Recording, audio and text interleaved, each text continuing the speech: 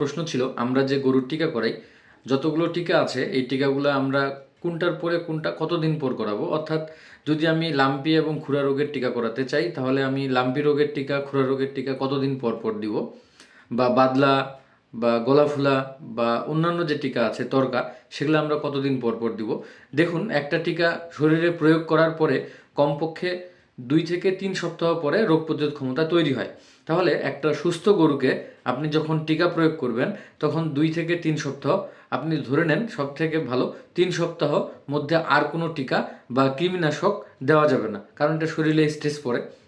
সব থেকে ভালো পদ্ধতি হচ্ছে কৃমিনাশক আগে প্রয়োগ করা, এবং কৃমিনাশক দেওয়ার 10 দিনের মাথায় আপনি টিকা প্রয়োগ করতে পারবেন। যে কোনো একটা টিকা প্রয়োগ করুন, এরপর 21 দিন পর পর আপনার বাকি যে টিকার শিডিউল আছে, নতুন গরু যদি হয় তাহলে সেই অনুযায়ী আপনি টিকাটা করিয়ে ফেলুন। এটাই হচ্ছে প্রকৃত নিয়ম।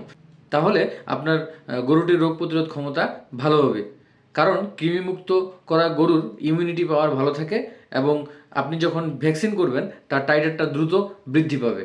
এই জন্য সব থেকে ভালো পদ্ধতি কি, আগে কৃমিমুক্ত করা, কৃমিমুক্ত করানোর 10 দিনের মাথায় আপনার টিকা শিডিউল শুরু করা। তবে আপনি যদি টিকা করিয়ে ফেলেন তাহলে কতদিন পর আপনি কৃমিনাশক করাতে পারবেন। ওই টিকা প্রয়োগের আপনার 3 সপ্তাহ সময়ের মধ্যে একে আর কোনো স্ট্রেস দেওয়া যাবে না, আপনি 3 সপ্তাহ পরে কৃমির ওষুধ দিতে পারবেন।